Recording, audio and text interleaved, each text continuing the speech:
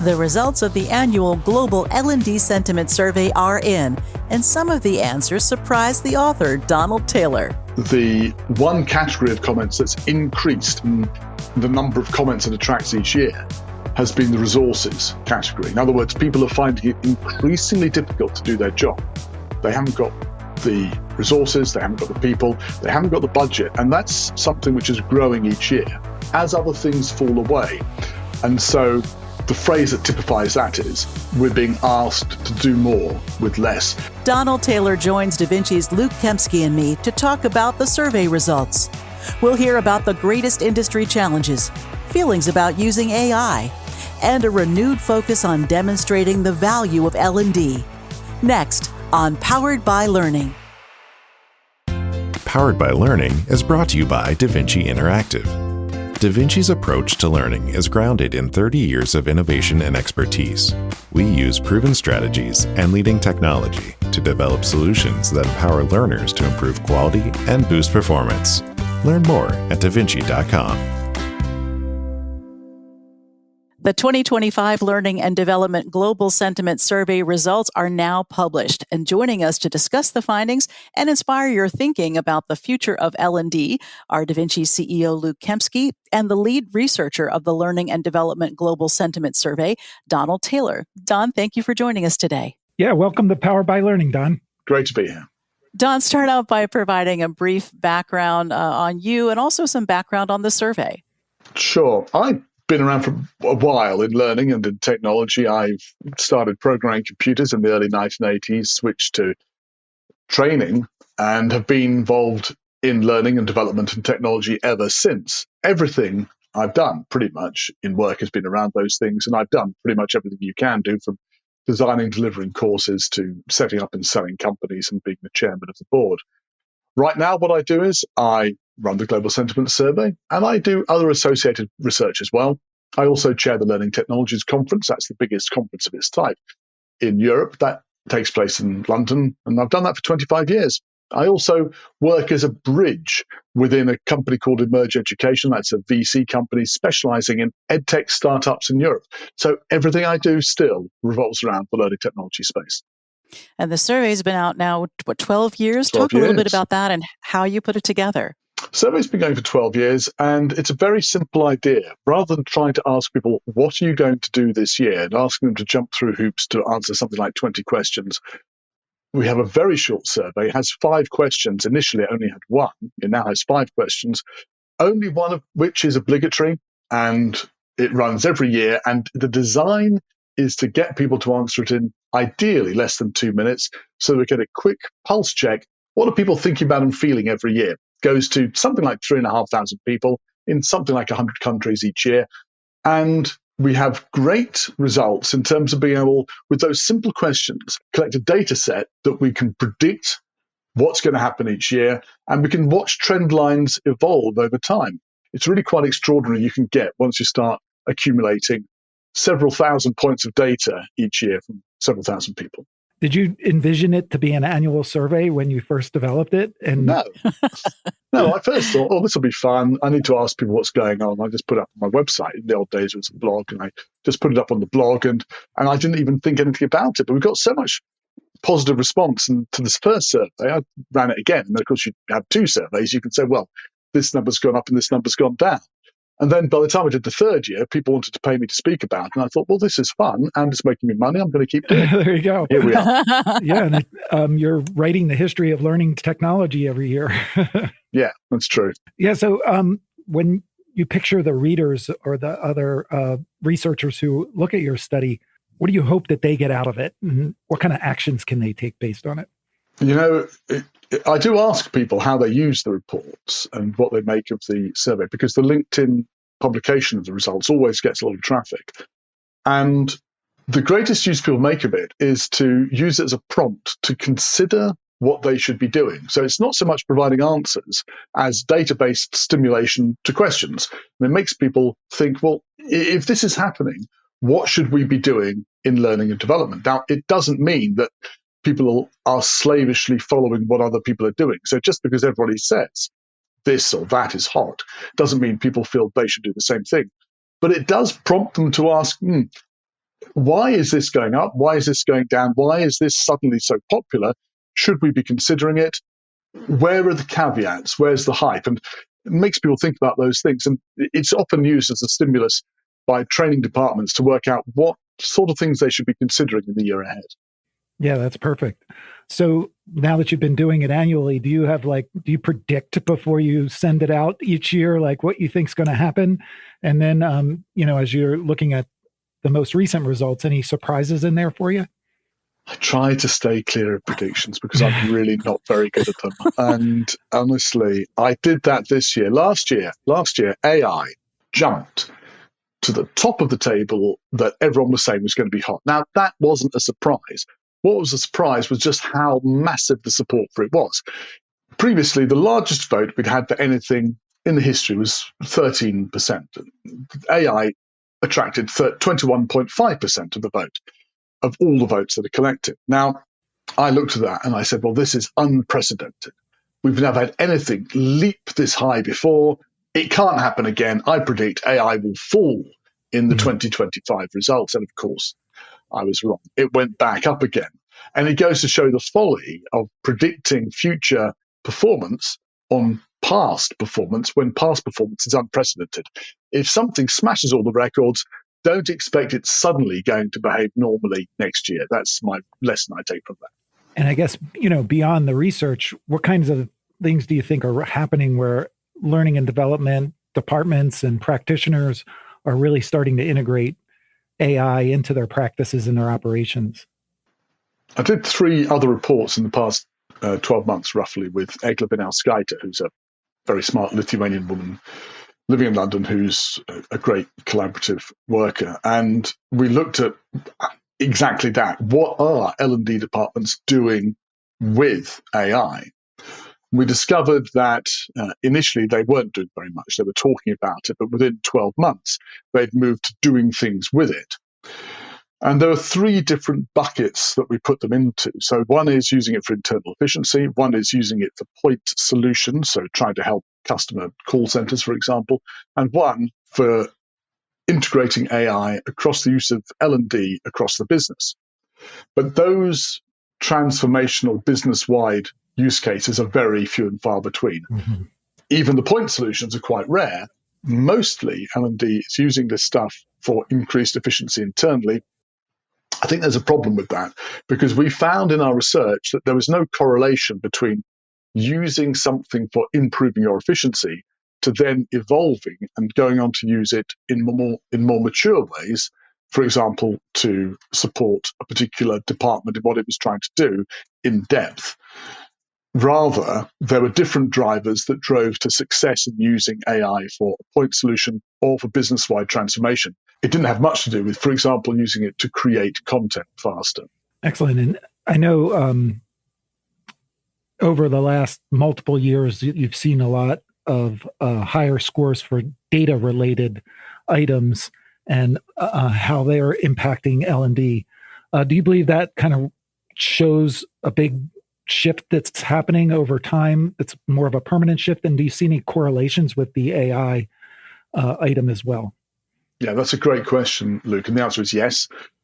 Last year in particular, we saw the top of the table was dominated by things that required data and probably artificial intelligence and also skills. So data and skills really were taking over the top of the table. Things like reskilling, upskilling, skills-based talent management, personalization, learning analytics, these all require data, and they focus typically on skills. And that's a very different picture to what we had 4 years ago, 8 years ago, 12 years ago. If you go back, you see that in the past, we were much more focused on what mechanisms we were using to deliver content.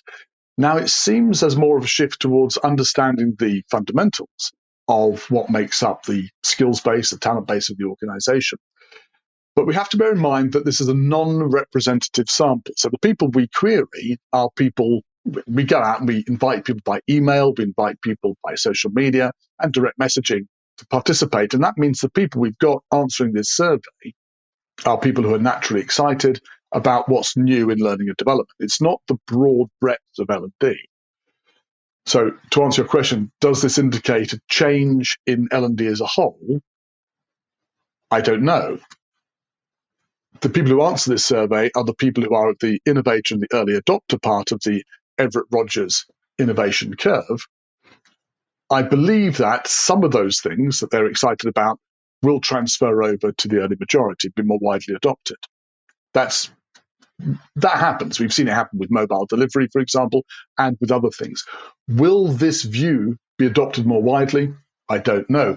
But I kind of think it has to be, or organizations and learning and development departments will fail. I think if you don't take that more fundamental view of what's required in your organization and you stay with the traditional learning and development, which is where I started, creating and delivering content, if that's what you're doing and that's all you're doing internally, I'm not saying there's anything wrong with that. It's powerful and it's necessary, but it's now one part of a much larger view of L&D. If you don't expand what you're doing, I think there's every risk that you get sidelined and become less important to the organization. So I'd say my guess is we are going to see a much more in-depth use of data and of skills in the organization in the future by L&D. And maybe that's connects to another item where you that seems to be growing, which is showing value. Yeah. And that is selected as a hot item among your responders.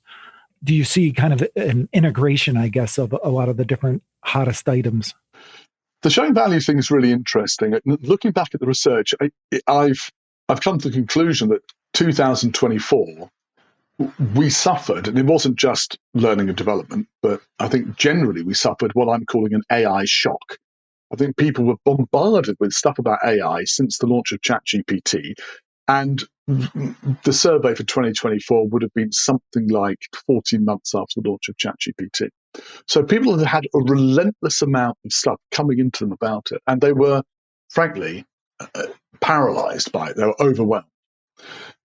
And the result was that the score for AI on that survey, as I've said, shot through the roof. Everything else took a hit. So the votes for everything else almost were down.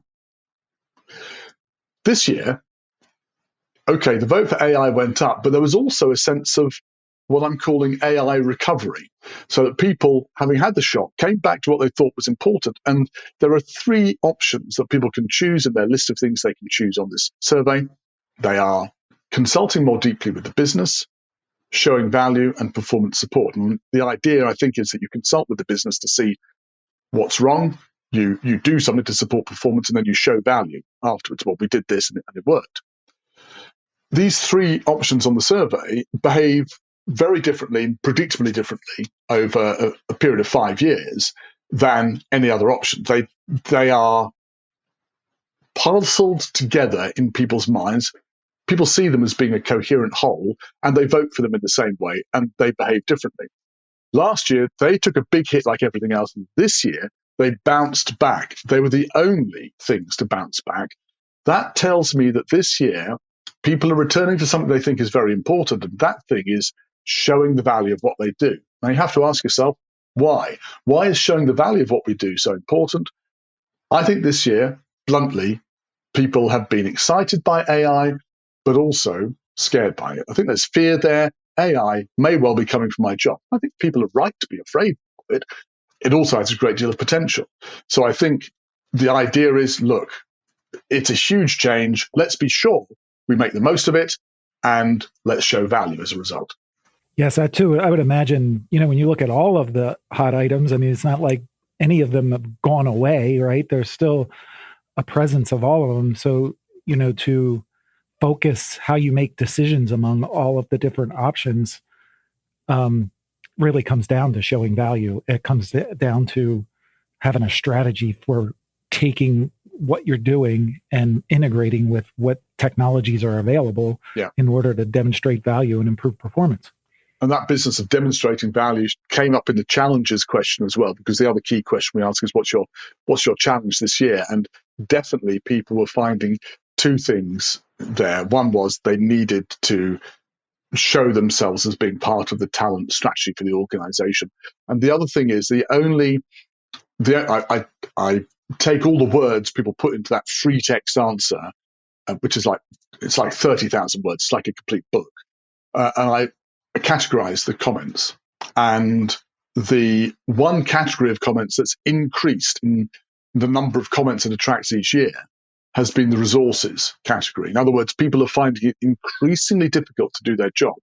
They haven't got the resources, they haven't got the people, they haven't got the budget. And that's something which is growing each year as other things fall away.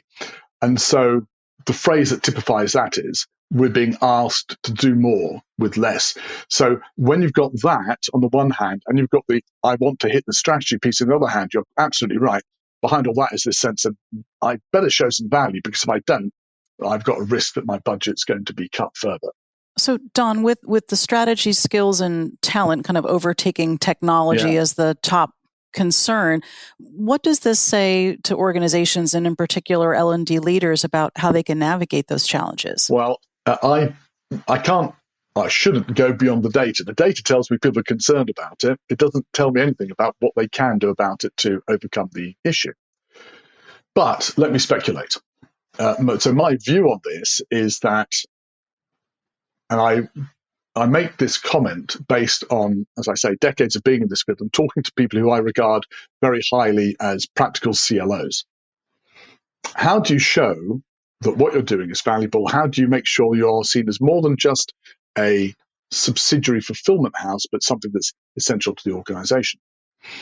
And the answer for me is that you go out and you build relationships with the organization. That's the underlying bedrock of it. On top of that, you have good performance consulting conversations. You understand what's happening. You talk to people about their department, where things are going wrong, how people's skills and knowledge can be augmented to improve their performance, and so on. But you don't have those conversations straight off. You have those conversations after you first built relationships with people, which could be as simple as saying, hey, look, I'm going to come and have a cup of coffee with you, want to listen to what you're doing. And that activity is something that I've seen people do very effectively in very large organizations at quite a senior level. And I'd sum it all up in the words of Heather Stefanski, who's the CLO of McKinsey. And she said, I said to her, Heather, how do you know you're doing a good job? She said, I look at my diary. I said, what do you mean look at your diary? So I check, am I spending at least half of my time outside the office talking to people in the business? I said, that's it. That's it. That's how you tackle the strategy problem. That's how you make sure you're integrated. Now, of course, you have to have sensible conversations when you're doing that. You can't be talking nonsense. But if you do go out and you build the conversations and you build the relationships, you're starting down the process of making your department integral to the business. Something that we should never lose sight of, even as you're looking to integrate AI and to giving you more data to prove ROI, but it all starts with that bedrock of those conversations. Absolutely. Yes, and when you think about the future learning leader who has responsibilities for creating learning experiences and performance support experiences and learning in the flow of work experiences, like what beyond the relationship skills that they need and the ability to understand kind of business as a whole, what should they be focusing on, do you think, to develop their talents, to develop their abilities as learning leaders?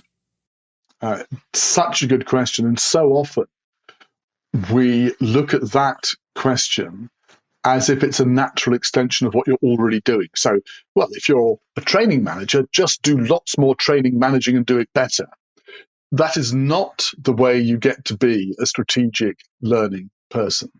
It's like climbing a hill. So you climb up a hill and you go through the foothills, and the foothills are all the stuff you do day to day. You're doing mandatory training, you're doing onboarding, you're doing this, that. It's all, you could do that as well as you like. And you've got kit with you. You've got a backpack, you've got a stick, you've got boots. But you hit the snow line. When you hit the snow line, you need a new set of equipment. Not boots, you need crampons. Not a stick, you need an ice sack. You don't need a rucksack, you need oxygen.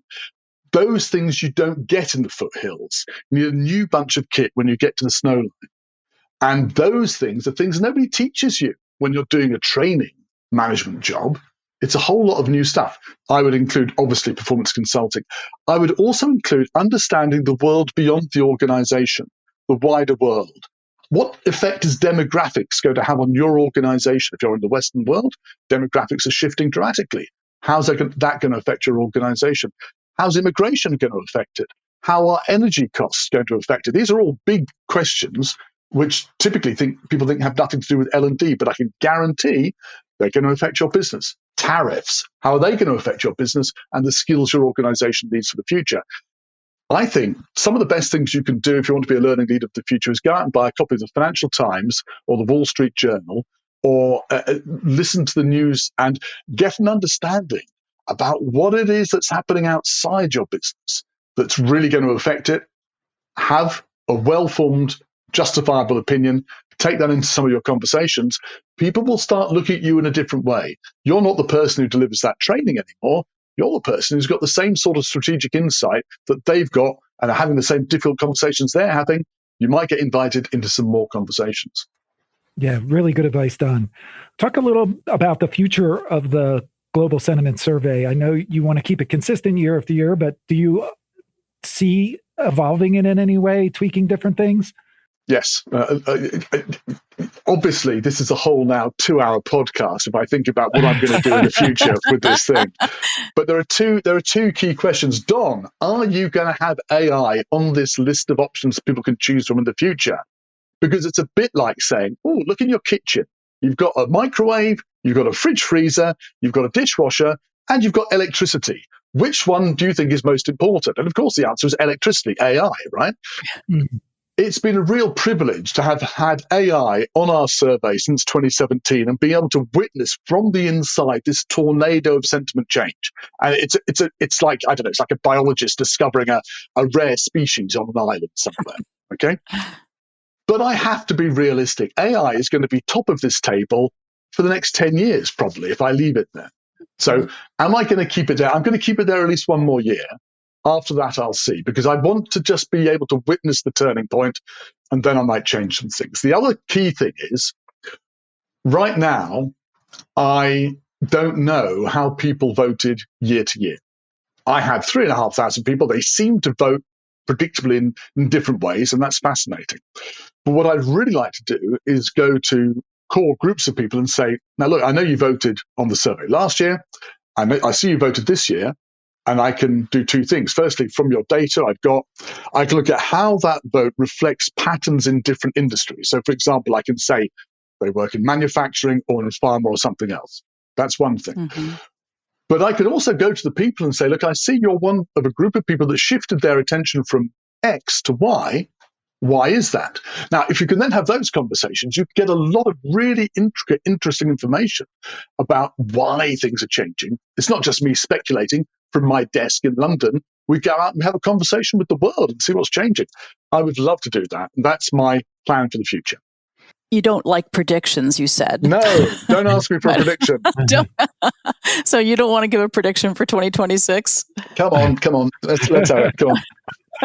So if you look ahead as you evolve the survey, or as you plan to do that, what do you think you're going to see this time next year when you're putting the survey together? So dangerous. So why are you forcing me into this dangerous position? We won't hold you to it. I promise. Well, okay. I'm going to make the same prediction I made last year with AI. I'm going to predict that it's going to have a smaller vote in 2026 than 2025.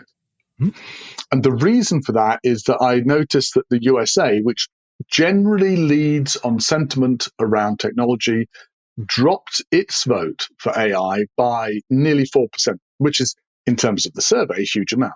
That's a big drop. So that gives me some hope that my prediction might be right. All right, Susan, March 13th, 2026, we'll have Don back on Powered by Learning. That sounds good. So, Don, as we wrap up, what would you like people to take away? How can they best use the results to help impact their L&D departments? The key thing is not to treat any of this as a fact that you should slavishly follow. People say these things are important, but your context, your country, your company are unique to you. You know what's important for you. So use your common sense in looking at the results. But I would ask yourselves one key question here. Why is value so important now? I think there are good reasons for it. And I'd ask yourself, how are you showing the value of what you do, your organization?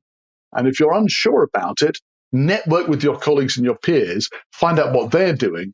There are great things that you can do. You are already doing great things, but there are great things you can do to show the value of what you're doing to the organization and show them how they're benefiting. So I would take that as the big takeaway this year. Sounds good. That's some great advice, Don. Performance powered by learning technology. There you go. There we go.